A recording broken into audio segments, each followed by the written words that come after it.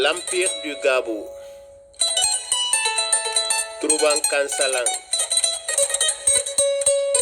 Réfléchissez, réfléchissez,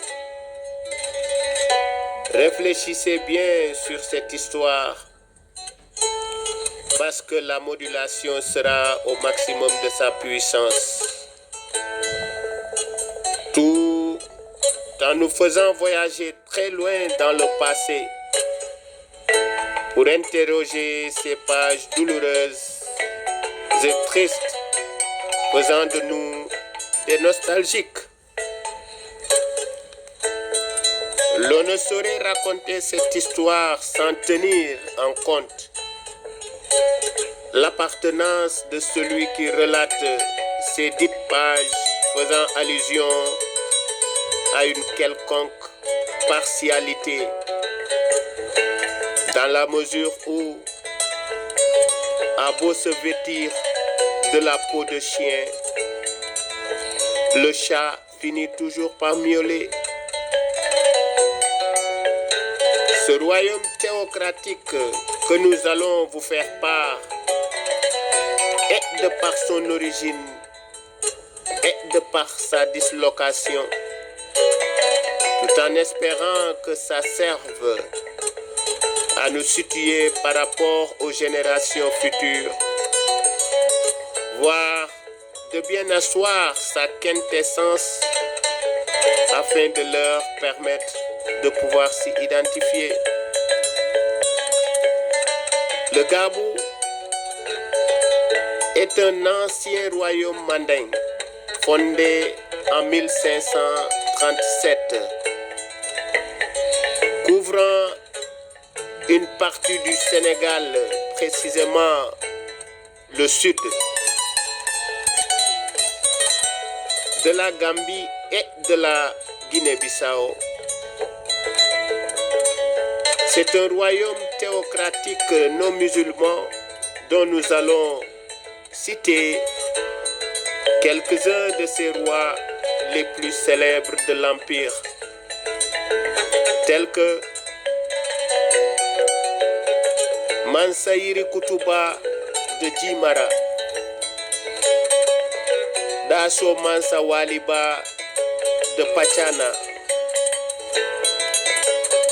Mansa Mankutu de Saman, Mansaïra de Djimara, Lassana de Pachana, Janke Wali de Pachana.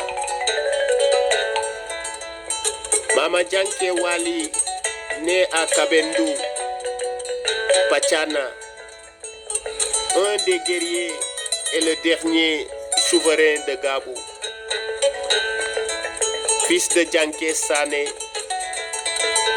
ce qui justifie le fait qu'il soit Nyancho, car on devait avoir une mère Nyancho pour espérer être souverain. Le Nyancho se définissant par vente, seul est Nyancho le fils d'une femme Nyancho. Quant aux Mansaring, ils sont ceux qui l'étaient uniquement de la lignée paternelle. Kansalan se trouvait au sud de Pachana, à l'ouest la forteresse de Berekolong, capitale Sankola, à l'ouest la ville Kankelefa, capitale de la province de Pakis. Au nord se trouvait la ville de Payunk.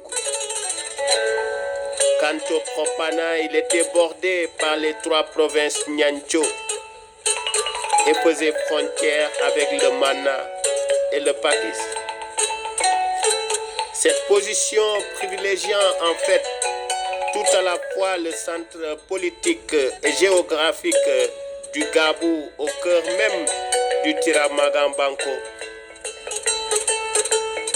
Cependant, la surprise n'a pas tardé de faire son apparition.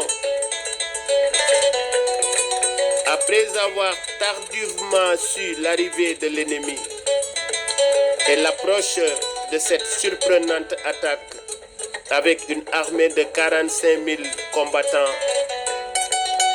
Après de farouches discussions entre père et fils,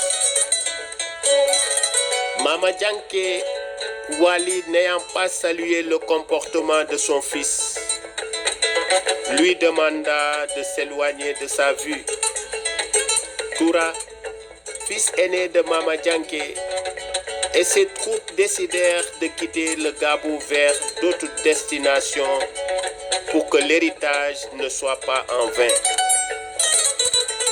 Une sortie qui s'était produite au moment où les conflits internes battaient le record, juste pour dire que l'Empire n'était pas à même de mener une bataille de cette envergure, car ces 12 provinces telles que Pakis, Sama, Kantora, Pachana, Sankola, Toumana, Djimara, Soutouma et tant d'autres étant affaiblies par des départs et conflits comme entre les Sama et les Païnou en leur sein. Il serait aussi important de souligner le départ, je dirais la perte, parce qu'il n'était pas présent, la perte de Ngaline Sonko, figure dont l'absence brillait de manière notoire parmi les troupes qu'il commandait des années auparavant. En dépit de toutes ces pertes infligées à l'Empire bien avant la bataille, les chefs de guerre Nyanchos et Koring, tels que Yatanima Koutousane, Djeremane, Famaramane, Lumbinima, Fatumbun Sane, Wali Kurundimane et tant d'autres décidèrent de faire face à cet ennemi tricheur, résistant farouchement pour défendre jusqu'au dernier souffle cette forteresse dont Dianké Wali, 92e roi du Gabou, persuadé de son propre sort et celui de son peuple, car l'ayant prédit longtemps avant qu'il serait le dernier roi à s'asseoir sur la pierre d'intronisation. Dianké Wali donna l'ordre de mettre le feu aux 7 Tata qui défendaient la ville. À leur explosion, les guerriers assaillants et les défenseurs furent tous carbonisés. Tout le champ était joncé de cadavres d'hommes et de cheveux, d'où naquit le nom Turban Kansalan. C'était le 13 mai 1867.